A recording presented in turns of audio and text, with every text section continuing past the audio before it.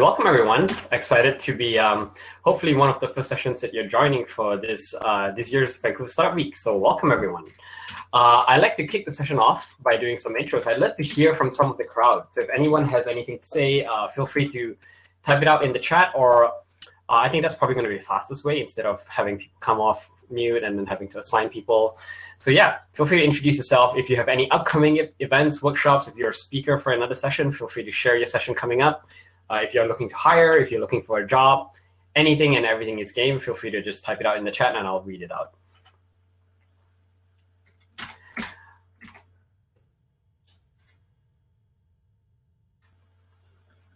While we're waiting for some responses to come in the chat, a bit about my background. My name is Chin. I will be your host today. I am the founder of ClassyNarwhal. I come from a background of rich corporate sales, but also entrepreneurship. I used to work for a startup incubator accelerator in town known as Spring. Back when I was working at Spring, I've worked with close to about 500 entrepreneurs, mostly social ventures. So these are do-good businesses that are for-profit, but also making the world a better place in the process. So a lot of the things that I learned, I hope to share from both my startup and also my corporate experience. So I'm going to go into a lot of details. Today's session is going to be very rich. So don't worry if you are not able to catch everything. The recording can be shared and the slides will be shared as well. I'm just going to read out some of the intros. Peter is CEO of a startup incubating consulting bookkeeping firm. They will be hosting webinars and looking to carry forward the momentum for this week. Lee Drew is hiring two web developers and one data scientist at Meaningful Work. They match corporate employees to volunteer opportunities. Peter's startup is Tuulip.com, Tuulp. And Lee Drew shared his LinkedIn. Shauna is from Stockpost, eco-friendly baby subscription box based out of Victoria. Jess is from Recruit and Refer, recruitment technology platform, peer-to-learn network and spread the word. And Liz, co-founder of Smith Assembly, create hands-on workshops that build human connections. Oh, we're part of the latest Spring cohort. Great. Our first online workshop will be available in November and features two innovators from Oaxaca, Mexico. Cool. Autumn from Nusante, a nutritional beverage company in Vancouver. Great. Yeah, feel free to continue to introduce yourselves. And then I will just get to the presentation because there's a lot of content I want to cover today. So let's jump to it. So I gave you my intro. So these are the key things that we'll cover today. Today's workshop is going to be a bit different. What I try to do in my workshops is I try to not only tell you what to do, but actually show you how to do it. So I'm actually going to go through a lot of exercises, actually show you how I create a sales or strategy map. But quickly, some key things to touch on before we talk about sales and marketing strategy is I'll be talking a bit about growth engines because every business is different. There is no such thing as a one-size-fits-all. There are certain things that tend to work better for certain companies. So I want to point that out quickly. We will then talk about revenue optimization. So how do you figure out different campaigns, different adjustments to your product? How can you tweak things to optimize your revenue? And then we'll quickly introduce the decision threshold, talk about funnels, and then we'll go into the sales and strategy map. So I'd like to talk about some of the other pieces because sales strategy is more than just selling. It's not just about techniques. It's not just about converting. The other things you have to pay attention to as well include things that fall into place around how you price your product, how you structure your programs. So the first concept I want to introduce is the concept of engines of growth. And this is not a new concept. It comes from Eric Ries's book, The Lean Startup. And these are the three main engines of growth. So it's paid, viral, and sticky. So the paid engine of growth primarily is the type of marketing where it's mostly around paid ads, banner ads, display. So these are things that are usually very visual. It's very easy for your customer to understand the value proposition of your product or service. Then if that's the case, then you can go down and lean more heavily into the paid avenue. Number two is the viral sticky engine of growth. Sorry, the viral engine of growth. In the viral engine of growth, it's primarily prioritizing word of mouth. So that's what they mean by viral. It's not about creating viral campaigns because there's no such easy formula as a way to actually create a campaign or an ad that will actually go viral. So viral here is mostly about word of mouth. How do you create word of mouth? Word of mouth campaigns work best for companies that are usually in a situation where they find that it is a bit difficult for them to describe their value proposition. So this works best for either, let's say, if you are in a very crowded space where people don't really understand the value of your product or service unless they start working with you. So consultants are one great example. Consultants, typically the kind of situation they have is it's very hard to say how you're different from another consultant until people actually start to work with you and really get the experience and really understand that your methodology is different. So if that's the case, then you will probably lean more heavily on word of mouth. The other option is if you're creating a product or service where it is so unique, where it's not easy for people to grasp the value of your solution because it is something that is so novel in this time and place. So one example would be Dropbox. Back in the days when Dropbox launched, people were using file sharing, and the traditional method for file sharing is burning a CD-ROM, transferring via USB drive, or even uploading to file sites like Mega Upload or FileTorrent, right? These things are very, very different from cloud sharing. So back when Dropbox launched, they noticed that a lot of their marketing efforts where they put it into paid advertising weren't really yielding good results, and they decided to focus it more towards the viral growth engine. And they really designed their product to incorporate elements where people would actually share more often. So for example, they said, invite a friend. Your friend gets 250 megabytes, you get 250 megabytes.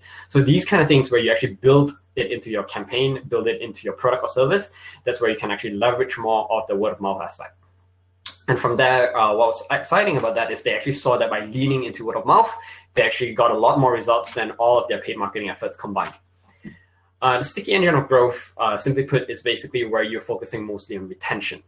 And retention here is basically the assumption is that if you are growing your company at the same pace, so let's say assuming you add 5 customers a month and your growth does not increase, you're not actually adding more customers over time through either paid advertising or word of mouth. If you focus on retention and you have a strong lifetime value for your customers, then your company can still grow as a whole, your revenue can still grow, right?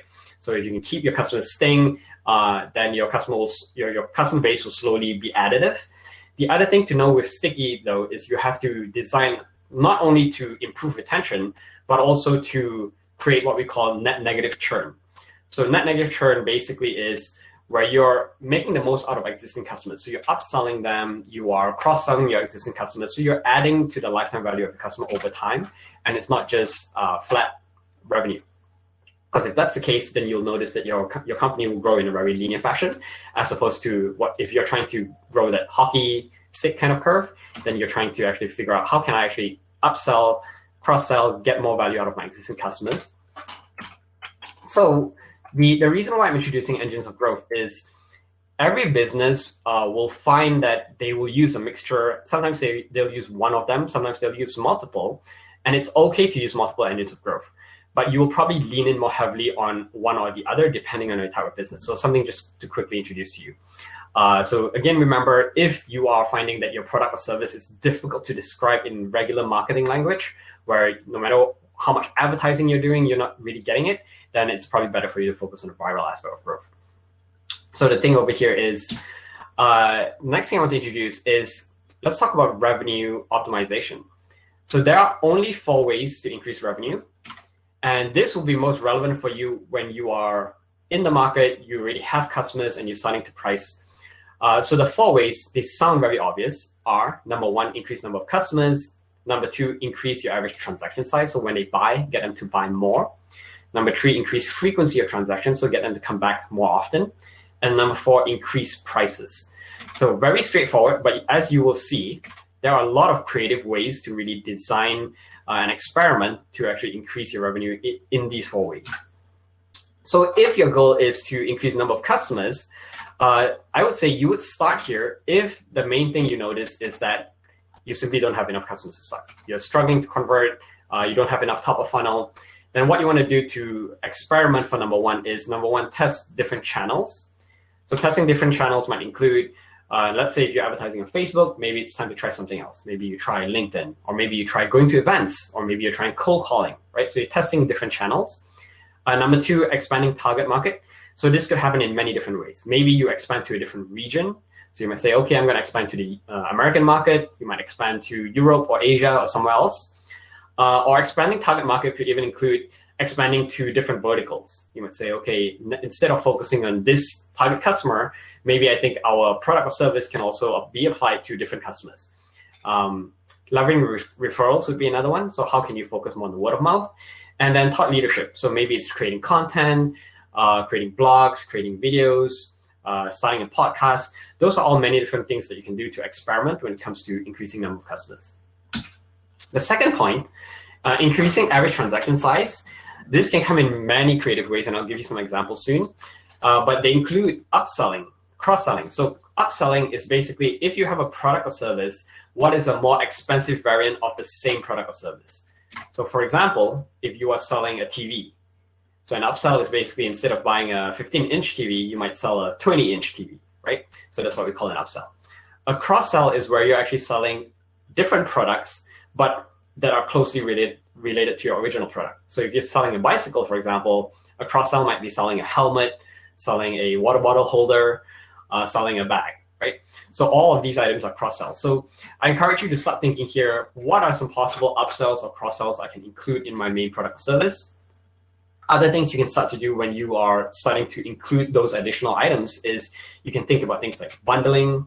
So where you can say, hey, you know what, you can buy these 5 items together. It's going to be at this price instead of the individual price. Free shipping threshold. So if you're a product company, this is where you typically see on like Amazon, where they say, if you order over $50, then you get free shipping. Right? So people tend to buy more because they want to hit that free shipping threshold. Or even if you're a software company, you can do volume discounts, right? So instead of monthly subscription, you could say if you sign up for 1 year, and then they actually pay a smaller amount rather than paying every single month. And this increases the lifetime value of your customer as well. So when they do buy, they buy more and they stay for a longer period of time. Other things you can think about is, how can I get the customers to stay with me for a longer time? Be it in the store physically or online on your website. The more time your customer or prospect spends with you, the more likely they are to spend more as well. Increasing frequency of transactions. So that's another creative thing to do. So how can you get the customers to come back more often? And some of these ideas might even involve you changing or pivoting your business. So Push Operations is a great example. They're a Vancouver-based company. And what they do is they deal with accounting software for the hospitality industry. So hotels, restaurants. And what they noticed was that accounting is something that happens once a year. So they said, hey, once a year, and they noticed their customers would tend to shop around every year when it came to the accounting season. They would look at different accounting software. So customers were not as loyal, and customers didn't think about their company as often because it only happens once a year. So they said, what else can we do to increase frequency of transactions? So what they ended up doing is they moved towards payroll. So dealing with payroll, helping with managing their employees. This increased the touch points because now a company, instead of using them only once a year for accounting, they were using them pretty much every 2 weeks, every month to manage payroll. So when you are top of mind, when you are a product or service that your customer uses more often, then there's a lower likelihood that a customer will move away from you. And then the other thing that also happens is the more tightly integrated you are with your customers' entire framework of how they do business. So be it business or personal, the more integrated you are, the harder it is for someone to move away. This is why you see like Amazon now is moving into smart homes. You see it with Google as well. You see things like Apple doing, not only the iPhone, but also MacBook Pro, doing, iTunes. They're trying to integrate as much as possible because the more you integrate, the harder it is for someone to move away from a competitor. So how can you build a habit? How can you stay top of mind with your customers? Another very common framework that you see here is, the razor and blade model, or they say the printer and ink cartridge model, where the razor itself, you sell it for a lower price, and then people buy into the subscriptions. They buy into the, they buy into the refills, right? So these are many different ways that you can think about how can you increase the frequency of transactions.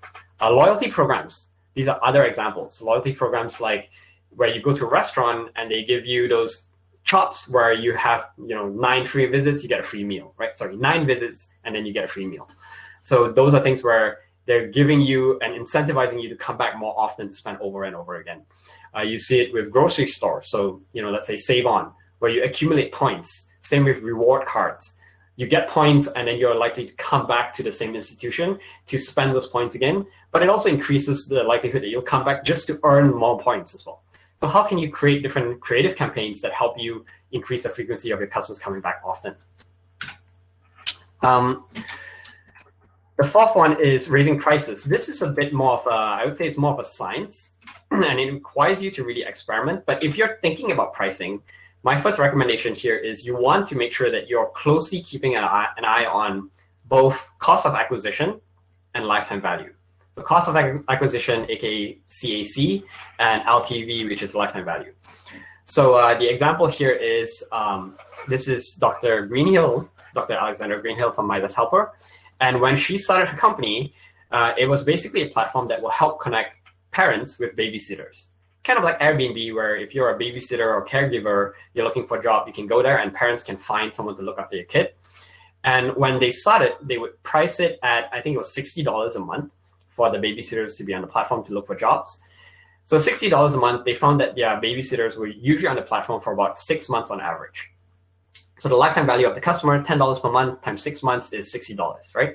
And they started experimenting with pricing, they increased the price, and they were actually able to increase price all the way up to $80 a month.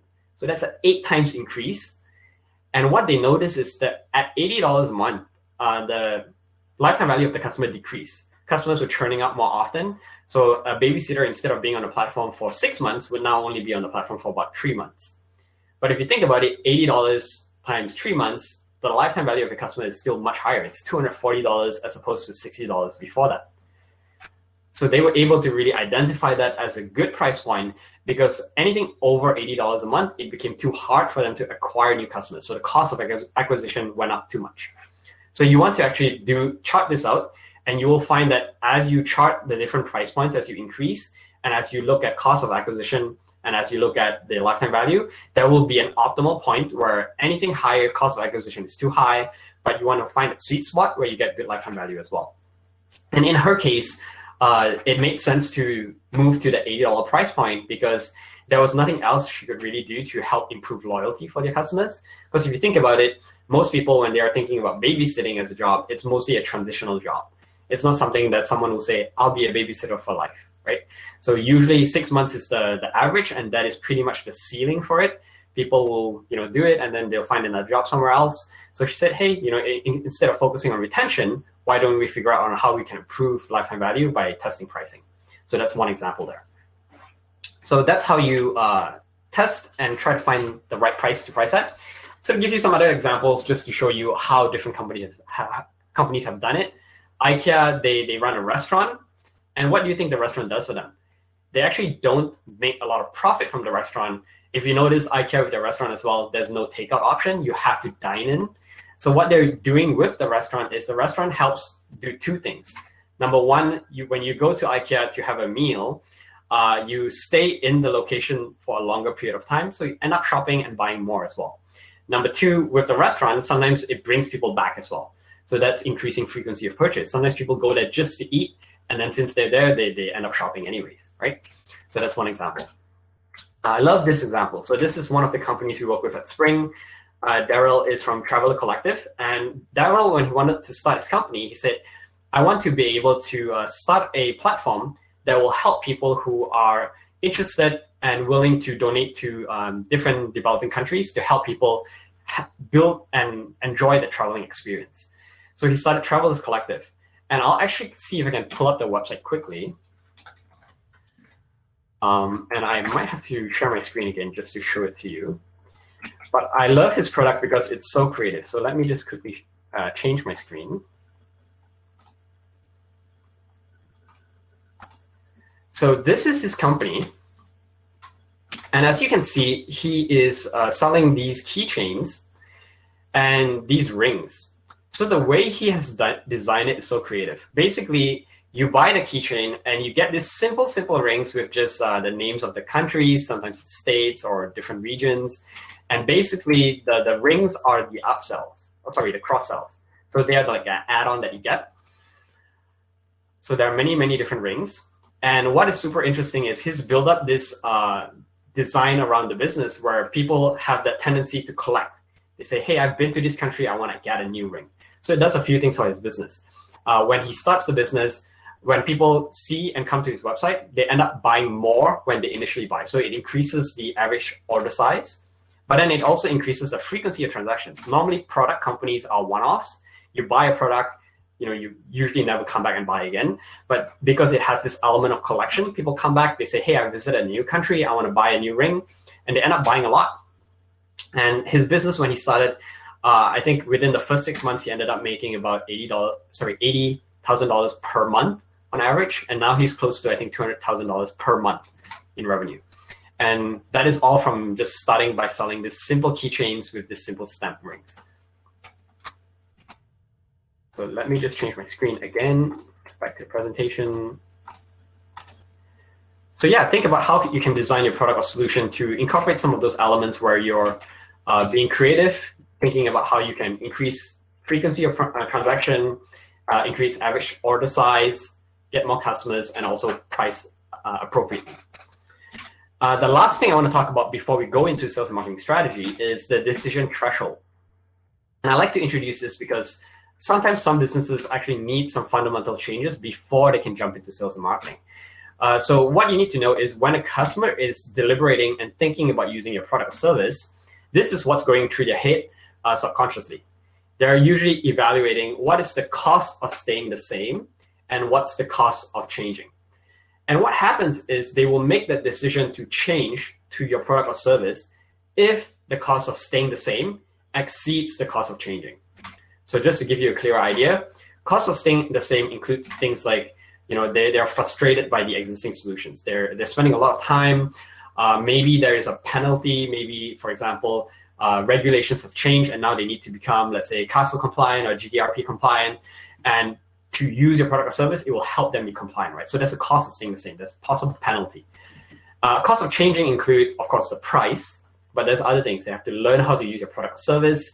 They have to maybe onboard their employee, so that's change management involved. Maybe they have to integrate with their existing framework and solutions. So that's certain cost of changing.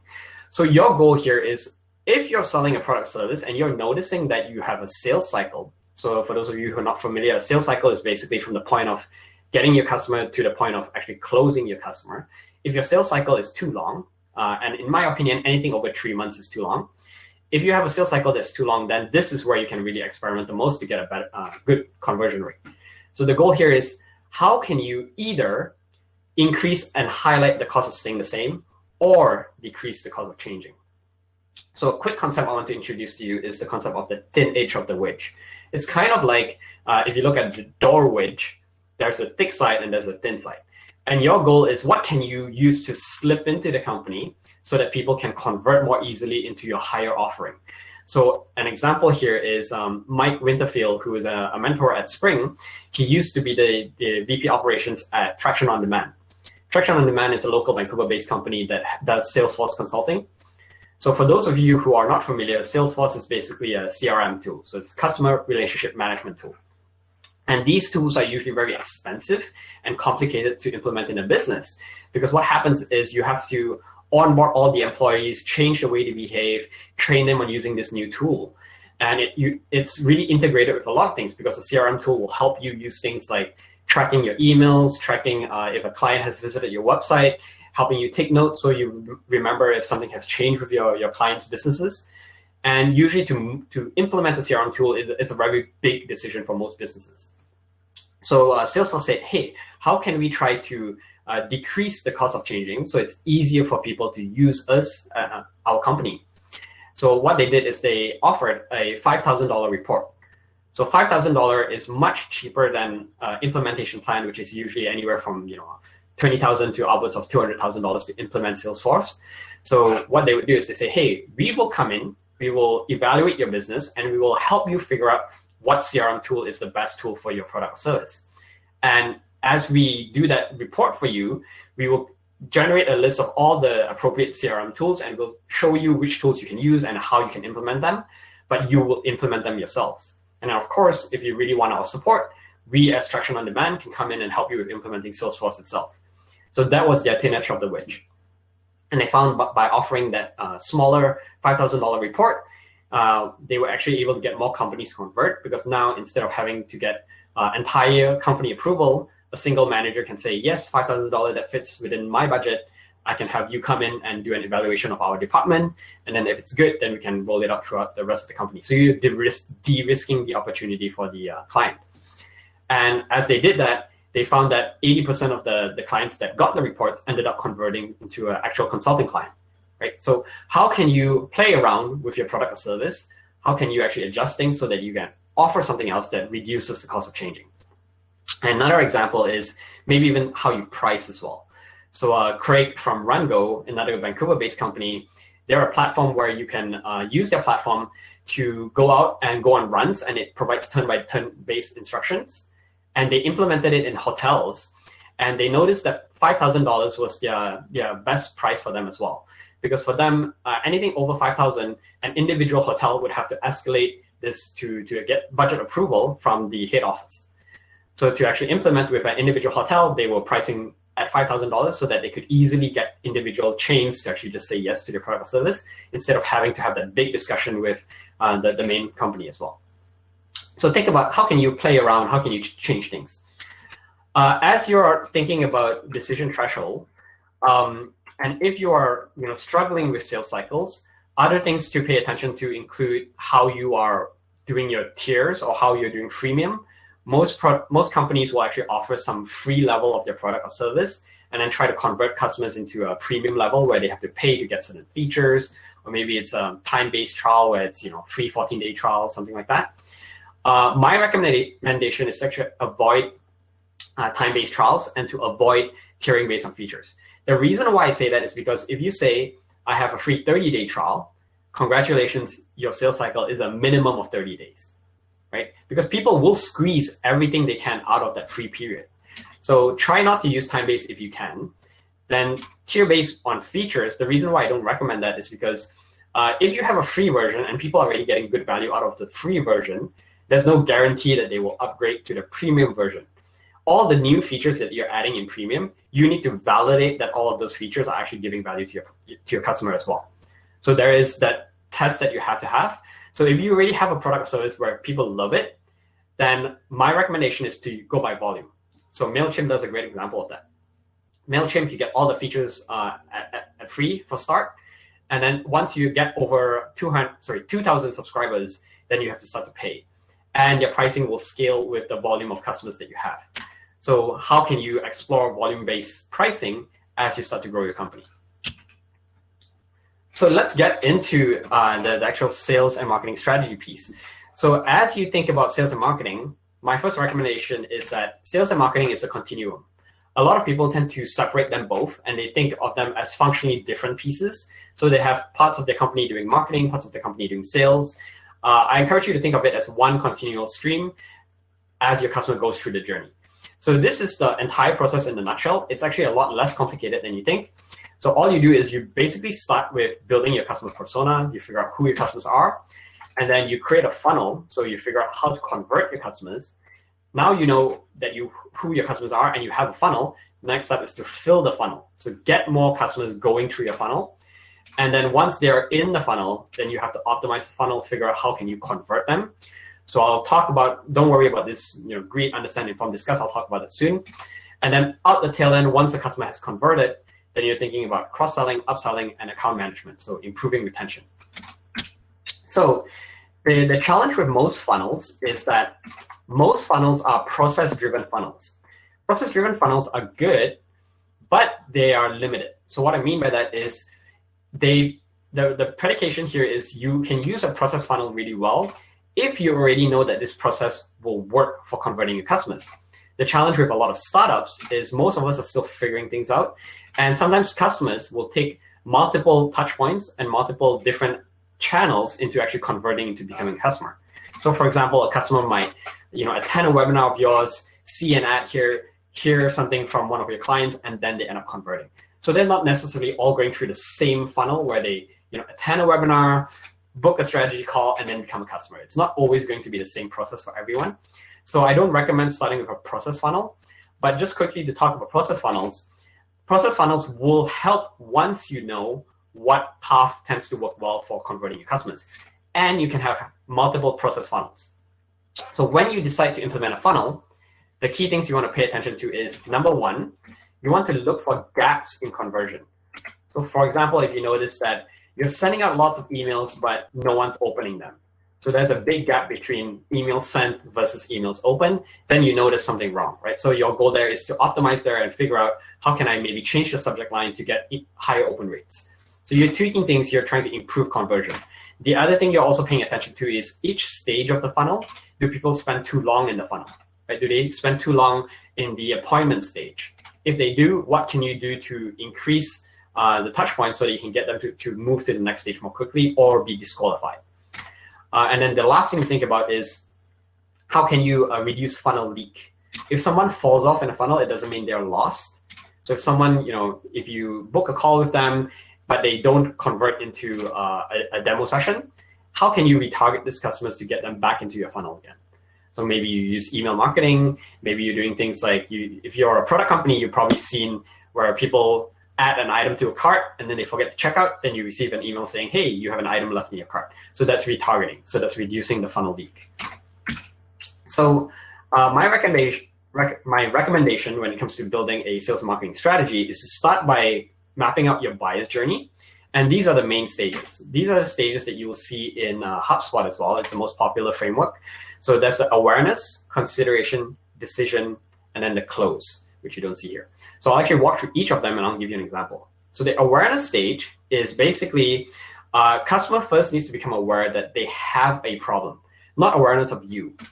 First, awareness of a problem. And then consideration, they're starting to look for solutions for their problem, not necessarily looking at you as a solution.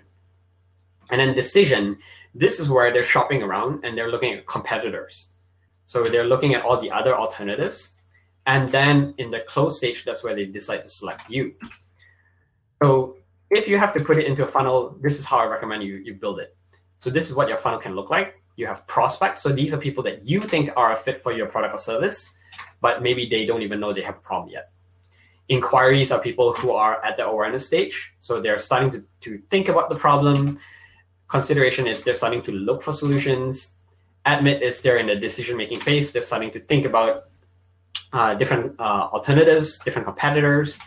And then close one, close loss or parking. So close one is, yes, the customer is your customer now. Close loss, you've disqualified the customer. And then parking is maybe they say, we don't have the budget, or maybe it's the wrong time to implement the software, so you can circle back with them at a later time. So you're not wasting the time of your sales reps. So that's the funnel you can build. And this is what it will look like when you create that strategy. So let me just confirm if you can see the screen. Actually, I have to change. So let's look at this. There we go.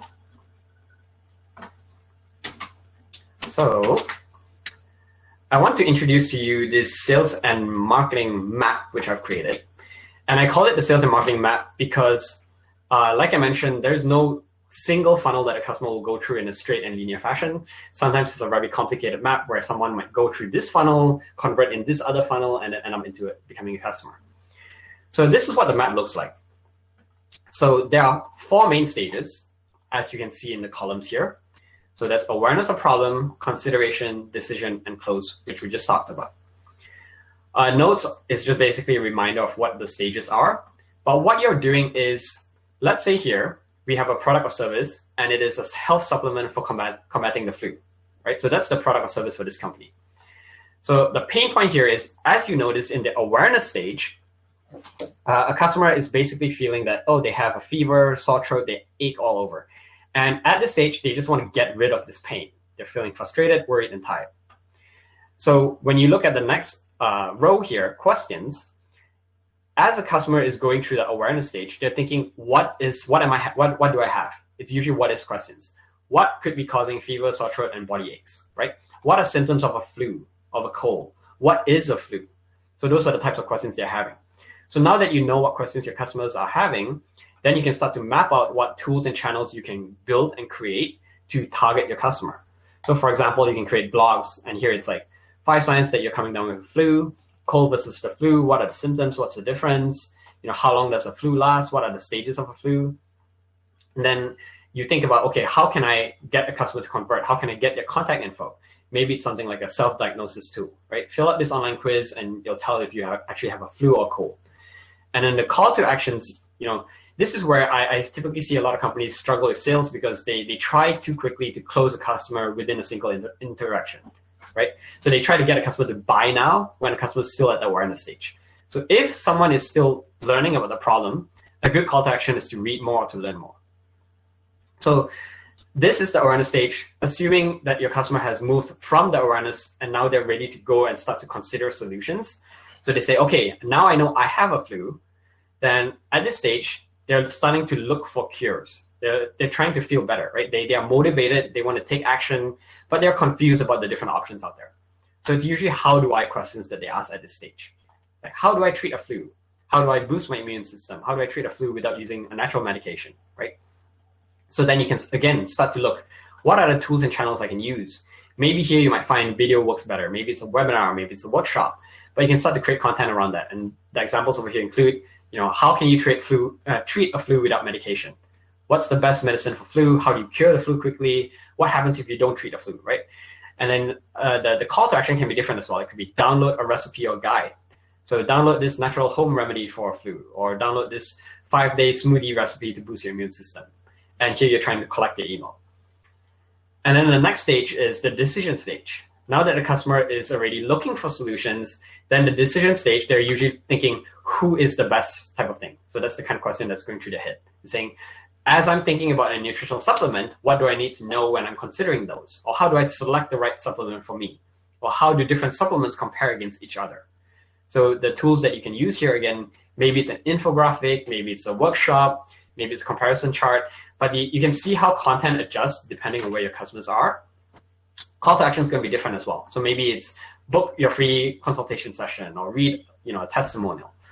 So the goal here is to help people understand how you are different from your competitors and what makes you better.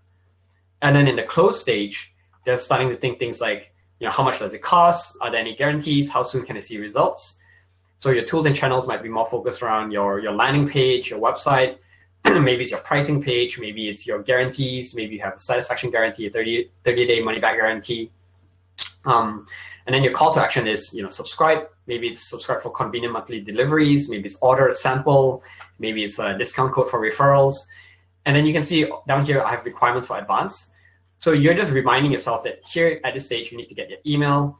Maybe here you're trying to get your phone number or schedule a time. It really depends on the business, right? You might not need your phone number. And then at the end, of course, you obviously want your credit card or your bank info. So how are you going to collect that? So now that you have mapped this out, you know what questions they're asking, you know what tools and channels you can use to meet your customer. You understand what your lead magnets are. So like those downloadable recipes, maybe that tool that I talked about, the strategy call, what are the call to actions? You can start to actually create a launch plan. So you can say, okay, I'm going to create 6 long form blog posts. And then, these are some of the topics that I'm going to select. I'm going to create 4 landing pages. I'm going to create a workshop. I'm going to create a script. So the goal here is to start to create all of those different assets that you need in order to create that map. And then you can start to tie things together so that people can move from one stage to the next stage and move through your map and end up becoming your customer. So I hope that helps. That's a pretty high level overview. So just to summarize, actually, let me change the screen again.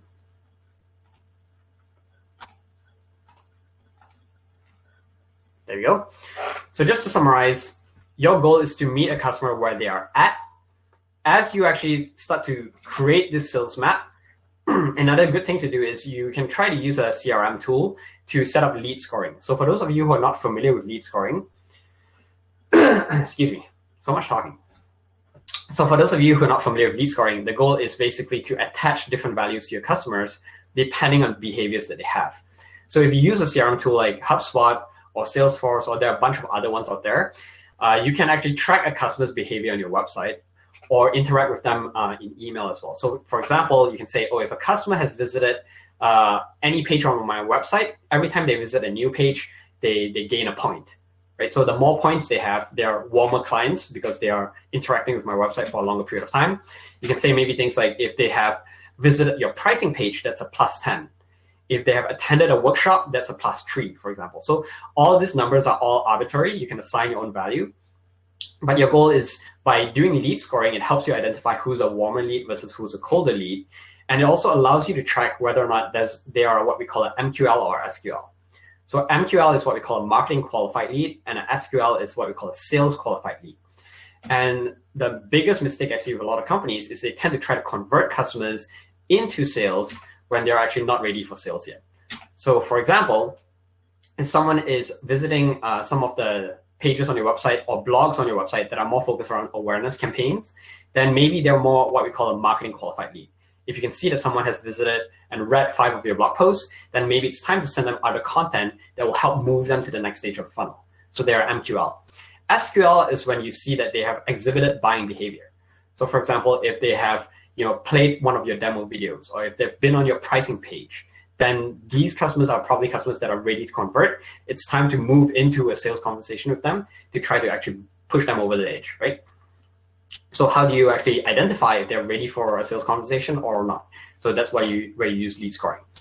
And as you create your map, just remember sales and marketing need to work together. That's why I encourage that you start by creating this comprehensive map of the user journey, and then sit down with your sales and marketing team to figure out how can marketing and sales work together to actually ensure that some of the campaigns will play into each other really well. So last thing to just quickly announce, I have a hackathon coming up this weekend. If anyone is interested, it's called the Do Good Business Challenge. It's focused on retail innovation. So we do have big companies like Nada Grocery, we have WeWork, we have YVR Prep, which is a commissary kitchen. So if you have a business or if you have ideas where you think you can actually help create solutions that will benefit companies that are in the retail space, I do encourage you to participate. So definitely you can check it out. It's just search up Do Good Business. And here's my contact. If you have any questions, feel free to send me an email. If you want the slides, just send me an email. You can connect with me on LinkedIn as well. And I want to make sure we have some time for Q&A. So there's 15 minutes left. I will also be in my Expo booth right after the session until about 12:30. So if you have any questions, you can find me in the Expo booth as well.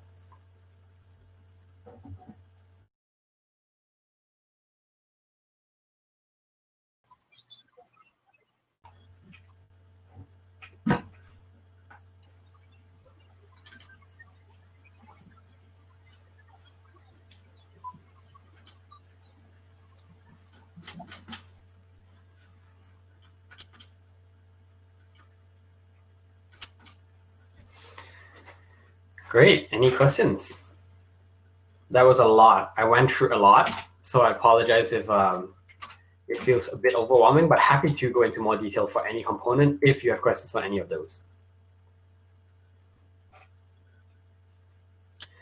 Which stage, so question from Bryn, which stage in B2C is the most common for leakage? I would say in B2C, the biggest struggle is probably on the awareness stage.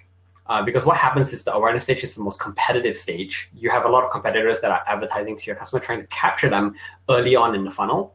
So that's where you are really struggling. And that's also why you get a lot of leakage there, because people are starting to browse for your content. And then once they browse your content, if you don't have a good strategy to convert them to the next stage, then they will end up moving elsewhere to look for different solutions. So an example might be, let's say you have a marketing solution. And marketing can be fairly B2C as well, because there are a lot of consumers that use marketing-related software. And what happens is, let's say if you advertise through Facebook and you tell people, hey, how do you build inbound marketing? What is inbound marketing, right? What is marketing? And you create content like that, but you don't have a plan to convert them. So you don't start to show them like, how do you actually do email marketing? How do you create landing pages? If you don't have strategy, then they will actually go elsewhere to look for some of these solutions, and then they will end up in your competitor space, and they will end up browsing and engaging with your competitor instead of you. So I hope that answers the question.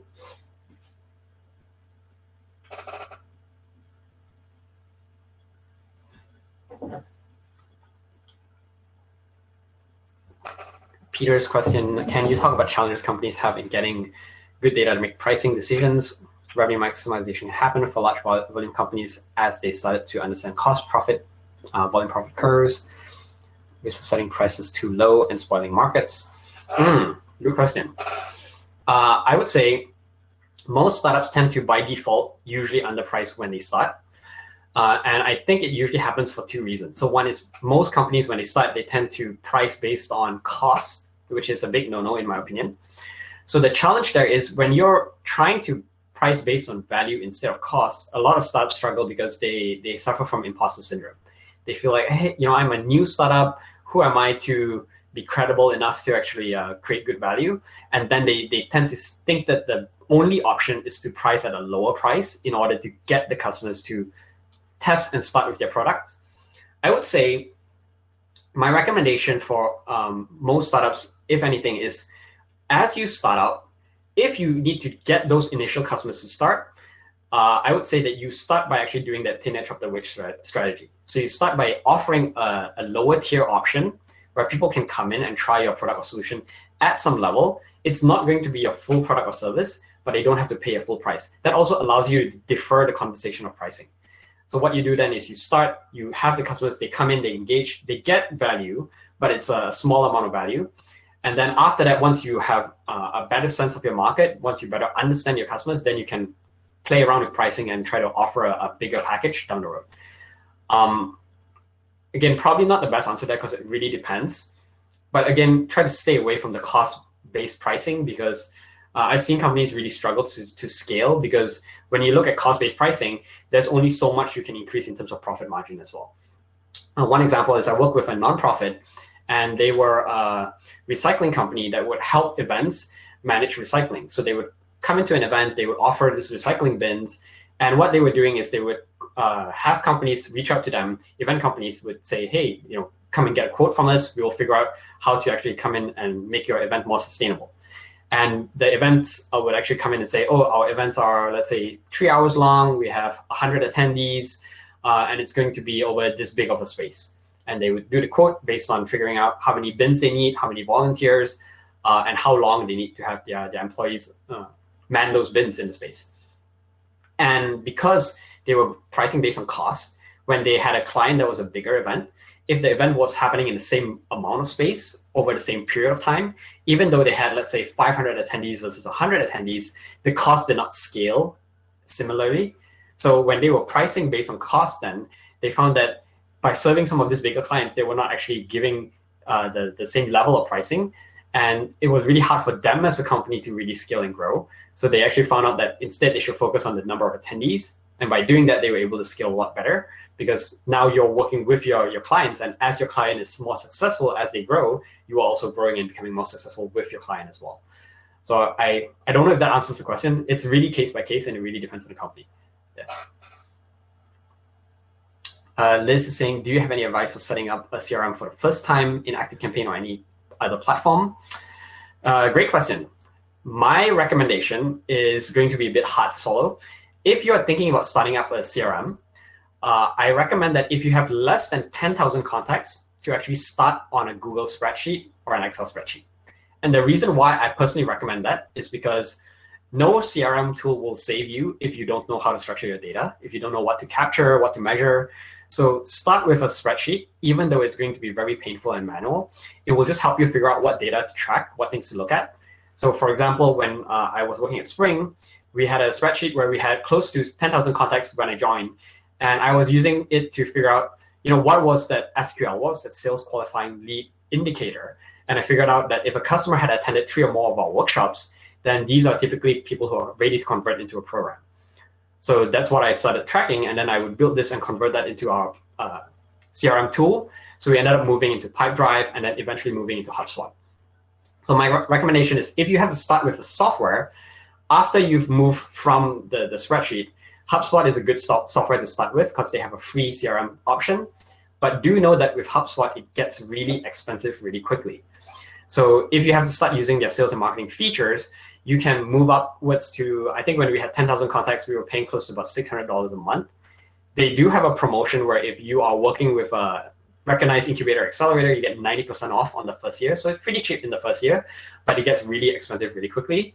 And then what usually happens then is if you have to move to another platform, you export all of your data and it's spit out to you in a spreadsheet. So if you don't know how to, if you didn't structure your data correctly, now you have this messy spreadsheet where you have no idea how to use it and move it into another CRM platform. So start with a spreadsheet, and then you can move to HubSpot, and then you can figure out what else you need. kind of try to avoid freemium model, trying to do with career in, what's the best way to do. So freemium, I recommend volume-based. So volume-based kind of like, MailChimp based on number of subscribers, or maybe it's based on storage, maybe it's based on number of applications. So for example, with career in, you usually have two sides, unless I'm mistaken. So your platform, you have the companies that are looking to hire, and then you have the job seekers. So usually the job seekers will be free, and then usually you'll price around the companies. So what you could do, for example, is maybe you could say, hey, each company you get 5 or maybe even 10 free candidates to view. And these are qualified candidates that we have screened for you. And then if you want more candidates, then you have to pay per number of volume, right? So that's one way of doing it. Or it could be based on number of outreach messages. So maybe they want to see all the candidates, but then they can only send like 5 messages for free a month, and then they have to upgrade in order to send more messages. So that's another volume-based strategy. Natalia's asking, what tool do you use to email your customer base without going straight into spam? Oh, wonderful question. My recommendation is try to avoid email clients like MailChimp, HubSpot, ActiveCampaign at the start, especially if you're trying to do sales emails. So there's a difference between sales and marketing emails. Marketing emails, there is no helping it. You will have usually on average, industry average is about 20 to 30% open rates. And there's no avoiding your email going into spam. The reason why is because if you use a client like MailChimp, they are sending emails on behalf of many other companies, not just you, to many different customers. And what happens is, let's say this company A is sending spam, and let's say your customer is flagging companies A email as spam, it actually affects MailChimp servers, and your emails, even though it's not the same company, as they go to the customer's mailbox, they will end up in a promotion or spam folder.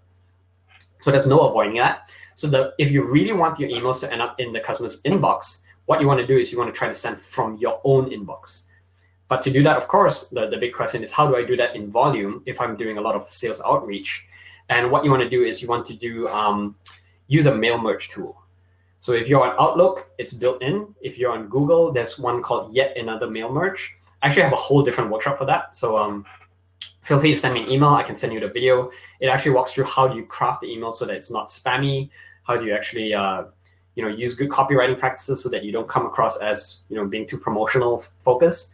And then we can actually I'll actually show you how to use the Yet Another Mail Merge tool as well. Yeah. Lauren's asking, for early stage B2B SaaS startups, what are best strategies to reach potential customers? B2B, by default, I would recommend to start with sales more than marketing. And this is where some level of strategy also comes into play. So it depends on your pricing as well. If you're business to business, if your pricing is if your lifetime value of a customer is less than $3,000, then it's probably best for you to focus more on marketing. If your lifetime value is over $3,000, then you can actually spend more effort on sales. And the reason why that's the case is because anything less than $3,000, the cost of the time to spend on sales. Because sales does take up a lot more time and it's a bit more expensive, you need to have reps that are doing outreach, you're engaging with the customers, list building takes time. So if your cost is too low, then it's best to just focus on marketing because cost of acquisition is lower on the marketing side. But at the same time, because you're B2B, it's much easier to go after direct sales because you typically have a very targeted user or decision maker that you can go after. So if you're doing that, marketing, the challenge is you're kind of spraying and praying. You're putting it out and you really don't know. There's no easy way to target your customer. I mean, you can try different things, but when it comes to sales, you can directly build a list with a name and a company, and you can reach out to the person and you can create a very personal and say, hey, I found your company while I was looking for, impactful businesses that are B Corp certified. And I think you might be interested in what we have. So then it becomes very direct. There's a more meaningful connection. So much faster conversion, much easier for you to get your customer directly into the funnel and convert them into becoming a potential customer. So again, it really depends on what you're selling, whether the value proposition is clear enough, and whether or not you are priced in the right way. So no easy way to tell, but happy to chat more if you want to have me do a quick audit of your company.